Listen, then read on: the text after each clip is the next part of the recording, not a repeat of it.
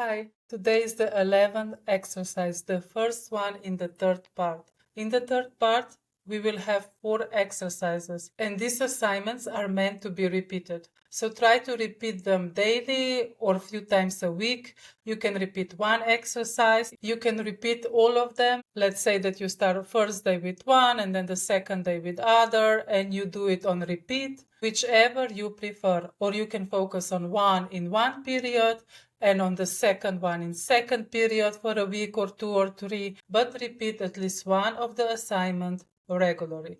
And as always, also in this part, once you finish the assignment, even if you are doing it daily, body scan, naming the emotion, and breathing exercise. Okay, so let's start. Today exercise is embracing the unknown. No matter how well we prepare for birth, especially the first one, we don't know how our body will react, how we will react. So in this exercise, we will practice that our body will stay as relaxed as possible in the unknown circumstance. So in this case, giving birth. So you will imagine your body in the birthing room, and through this exercise, you will start to relax your body.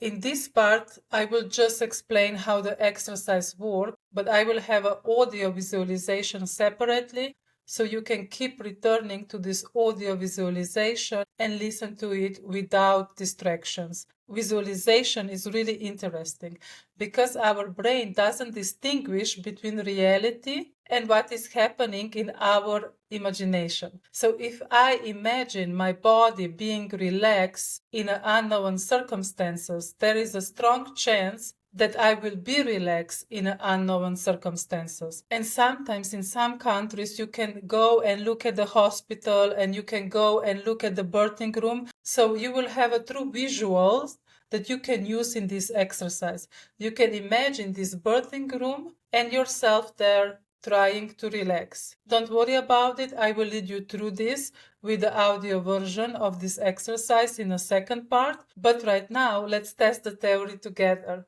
Brain doesn't distinguish between reality and visualization. Let's see.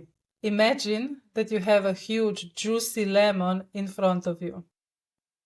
You cut the skin and the meat with a knife, and you can see how lemon juice is spraying and dripping all around. You cut the piece and you put this piece in your mouth. You sense the sour flavor of the lemon. Tell me, how did your body react? I am drooling since the start of the exercise. Even when I know what I will say and I describe this exercise many times, just the thought, thinking about the lemon, it makes my mouth watery. But if you didn't feel anything, don't worry about it. Sometimes this happens with some people. All good. Still do this visualization. And we see each other in the 12th assignment. Have a great day.